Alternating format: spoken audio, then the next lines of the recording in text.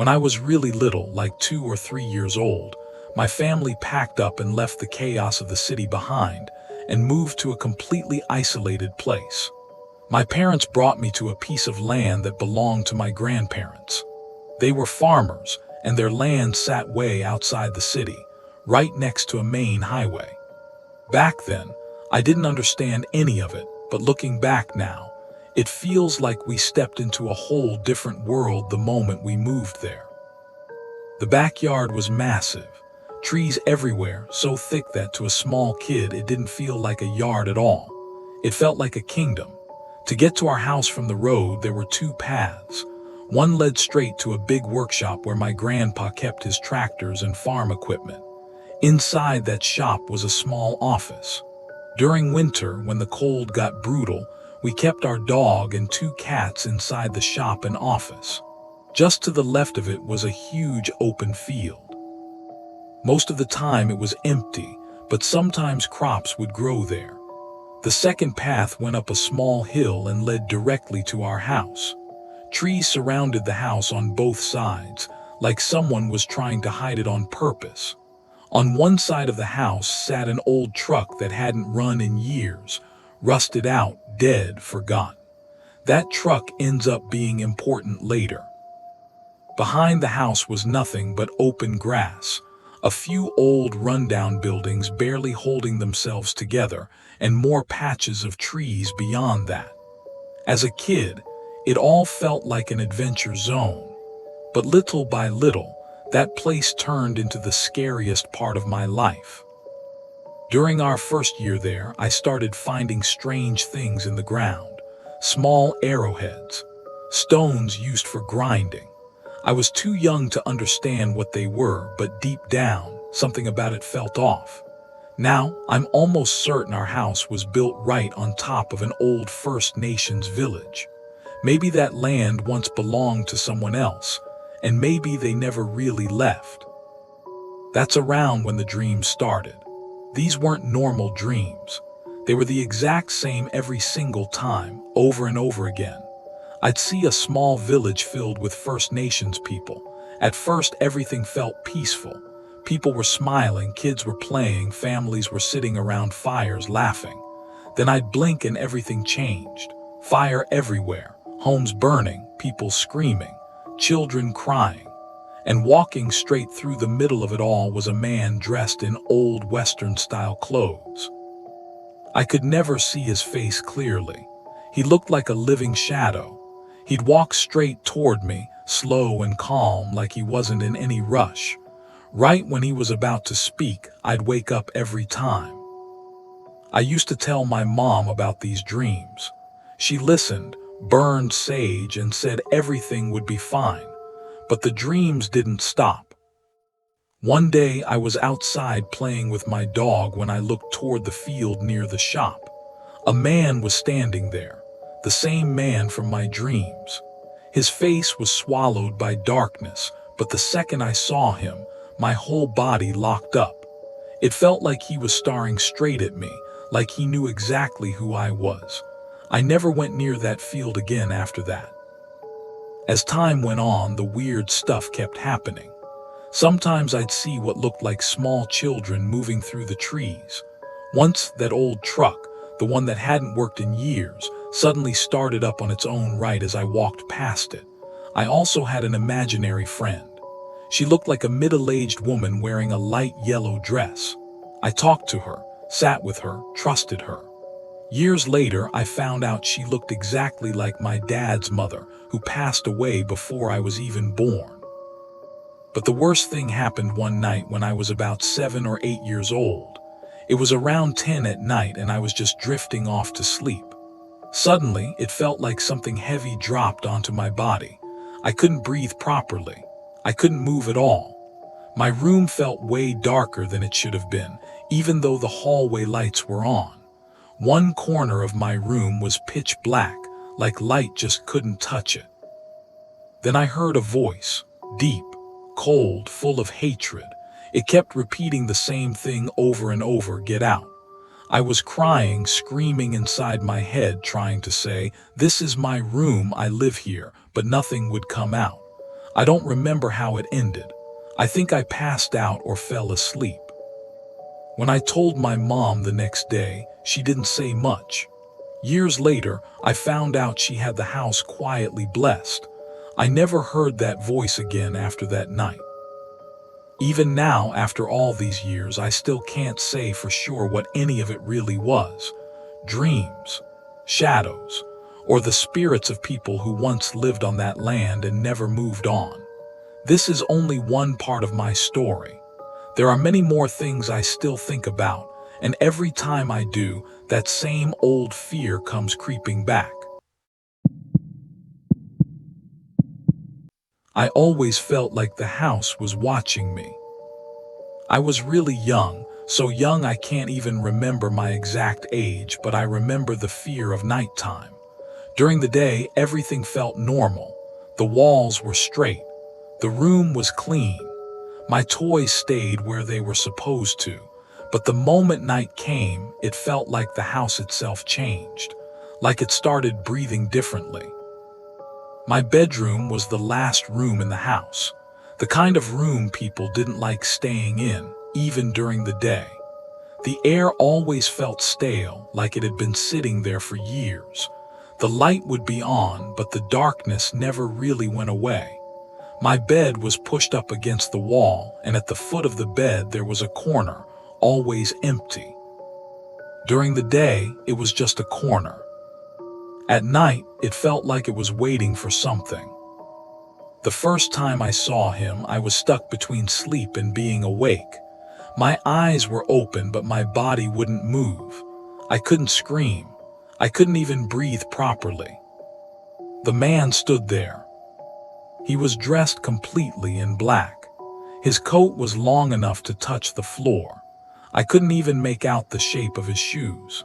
He wore a hat pulled so low that his face disappeared into shadow, like I wasn't allowed to see it. He was facing me. And somehow, I knew he wasn't just looking at me. He was counting me. I pulled the blanket up to my mouth and tried to slow my breathing. My heart was pounding so hard I thought he could hear it. Every time I closed my eyes and opened them again, he was closer. Sometimes he stood at the foot of my bed, sometimes near my legs, and on some nights, he was right beside me. I could feel the mattress slowly sinking, like something heavy had sat down next to me. My legs went ice cold. I pulled them in tight, terrified that if I touched him, I wouldn't wake up in the morning. The bathroom door was directly across from my room. One night when the man didn't show up, I thought maybe it was finally over. For the first time, I felt a little relief. Then I noticed the thin line of light under the bathroom door. Something moved inside that line. First one finger, then another, then a third. They dragged along the floor, and then a small head appeared pressed flat against the ground. Its neck bent at the wrong angle. Its eyes were turned sideways. It was a child, the same age as me. He didn't look at me, but I knew he knew I was there. He slid into the bathroom and never came back out. After that night, the closet was no longer safe. The first day, there was one smiley face on the wall. I ignored it. The second day, there were two. By the third day, there was a whole row. All of them were at my eye level, like someone knew exactly where I stood. When I opened the closet door, there was no airflow, no cool air, just heat. Thick, sticky heat, like someone had just been standing inside. We moved. I thought everything stayed behind. The first few nights in the new house were fine. Then one night, I woke up feeling someone breathing on my face. I opened my eyes. A girl was floating above my bed. Her hair brushed against my skin. She wore an old, torn nightgown. Her body was twisted like someone had dragged her across the floor and left her broken. Her eyes were wide open, locked onto mine. I pulled the blanket over my head and held my breath. But when I slowly lifted it again, she was closer. Her neck started tilting to the side. I thought it would snap, but it didn't. She just kept staring at me. For the rest of the night, things crashed in other rooms. Doors slammed. Something scraped along the floor. I switched rooms. She never came into that room again. But when I walked down the hallway, I saw her reflection in the mirror, always right behind me. We moved again. The next house didn't like me. I knew it from day one. The walls cracked at night, doors closed on their own, pictures fell for no reason. I was playing alone in the basement. The door slammed shut. The lights went out. Total darkness. My eyes slowly adjusted, and that's when I saw the wall move. It started to ripple. Then it melted, and the black-clothed man came out of it. This time, he didn't just stand there. This time, he stepped forward. Half of his body was out. Half was still inside the wall.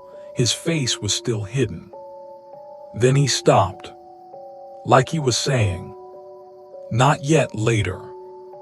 I curled up in the corner, crying, eyes squeezed shut. The last house. I thought I was older now. I thought maybe I was done with all of it. I was wrong. Footsteps walk upstairs at night. The closet doors shake. I sit in front of the closet and talk to it. It feels like someone inside understands me. When I turn to leave the room, there's a soft knock from inside the closet. Then another. Then another. I never turn around. Because now I understand. These things aren't attached to houses. They're attached to children. And whatever comes to you when you're a kid doesn't stay in the house. It stays inside you. When I was really little, my house was my whole world. I spent most of my time inside it, usually alone. And whenever the house was empty, it felt different, like it changed. It never felt like it was just my house. It felt like the house was tolerating me, like it was letting me stay there but didn't actually want me around. During the day, the walls looked normal, but when I was alone, they felt dirty, heavy, and suffocating, like they were closing in on me. I'd sit alone in the living room, and over again I'd get this creepy feeling that someone was standing right behind me. Every time I turned around, there was nothing there. Still, that feeling never went away. It felt like if I kept looking around too much, whatever it was would finally show itself. The silence in that house was the scariest thing. It wasn't normal silence.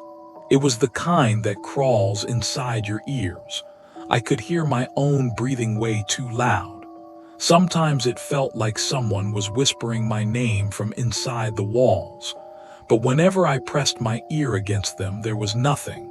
Just darkness and that heavy, empty feeling. Whenever I walked through the corridor, the floorboards creaked like footsteps matching mine. If I stopped, the sound stopped. If I took 2 steps forward, it followed. My legs would start shaking, but I couldn't run. It felt like if I tried, something would grab my ankle and pull me down. The upstairs hallway was the worst place in my life. When I stood there alone, it felt like the walls were leaning toward me. I could feel someone breathing right next to my ear. Cold sweat would run down my neck, but I didn't have the courage to turn around. My own bedroom felt safe during the day, but at night it became something else. The moment I lay down on the bed, I felt like something was staring at me from underneath it.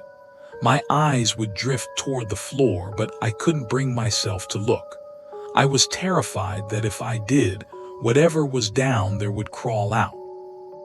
The wardrobe was the most horrifying thing in the room. Its door was always slightly open, even though I knew I had closed it. Sometimes it felt like fingers were scratching around inside.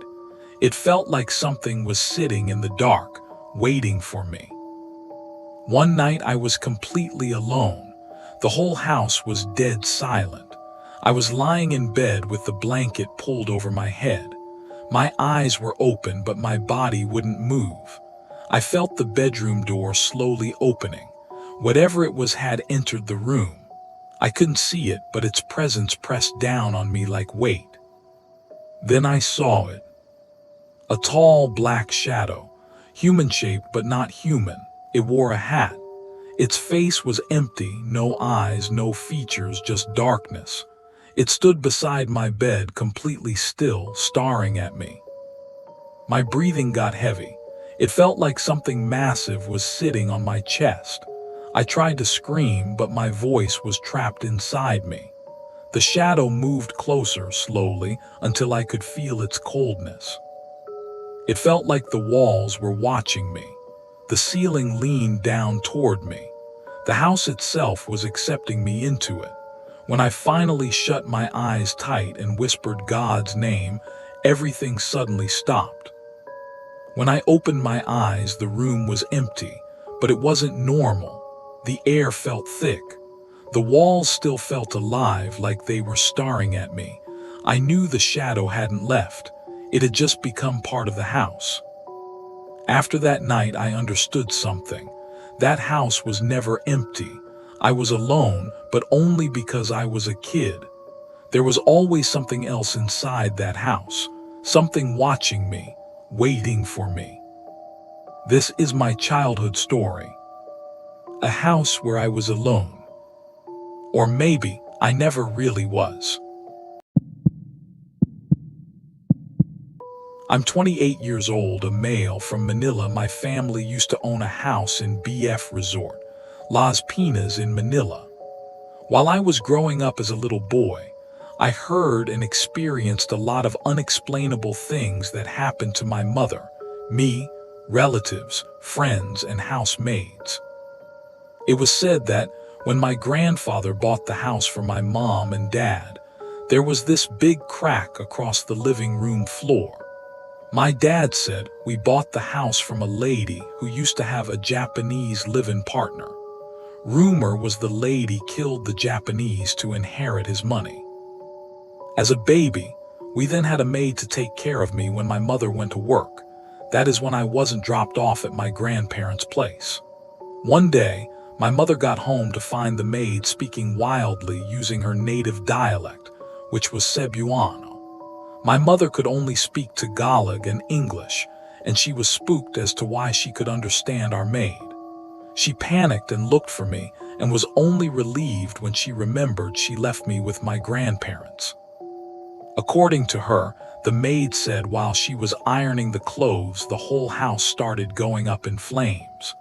The weird thing was nothing was burning and there was no smoke, but everything was in flames. Needless to say, we started looking for a new maid the next morning. A few years later, when I was around 6 years old, my mother had our house blessed. I can still remember it vividly. I was watching a horror movie alone in the master's bedroom when my mom called me. A priest was going to bless the house. The priest was blessing our living room, and the whole time my dog, named Saki, kept biting and gnawing on the priest's dress. Soon as the priest blessed our kitchen that had an aquarium near it, all the fishes from inside it jumped out, and some died from the lack of water. A few days after, my mother and I were watching The Exorcist, and right after the movie, I felt my pillow depressing by itself. It's like someone's pushing down on it, except that it was just my head on it, and no one else was near me save for my mom. I then look at her and tell her about it, and I find her looking straight at me, and tells me that I should just pay no mind to it and try to go asleep, which I did. Years after, she said she was really scared, but had to be brave for me, and that was why she didn't panic at the time. For a time, there wasn't anything weird going on except for this nanny that kept telling me not to pray because God, according to her, did not exist. When I was 9 years old, we decided to have the house renovated and have my room extended. They had to break the front wall of my room, which was fronted by a huge mango tree. The head carpenter we had eventually became our maid's boyfriend, and they would sleep in my room, which only had a clear plastic cover dividing it from the mango tree, so you can clearly see the tree from the inside. The carpenter told my mom that one night he woke up to see a girl in white walking in front of the tree. Thinking it was our maid, he called out her name, which, if I remember right, was Sally. The girl just stood there, even after his repeated calls, and what freaked him out was when he looked to his side to see Sally sleeping soundly beside him.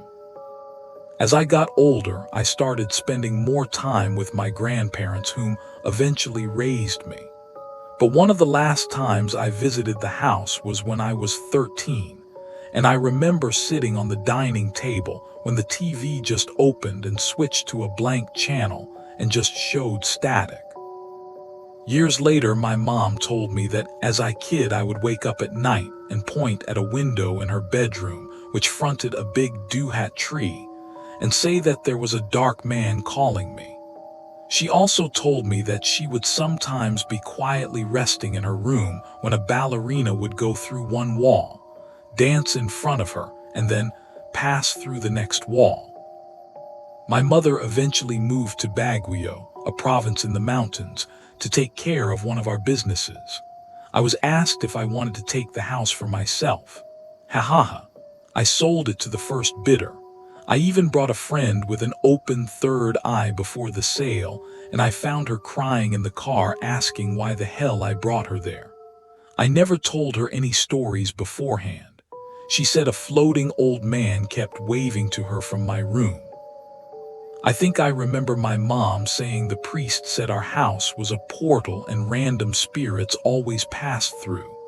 There was no way I was going to stay in that home ever again.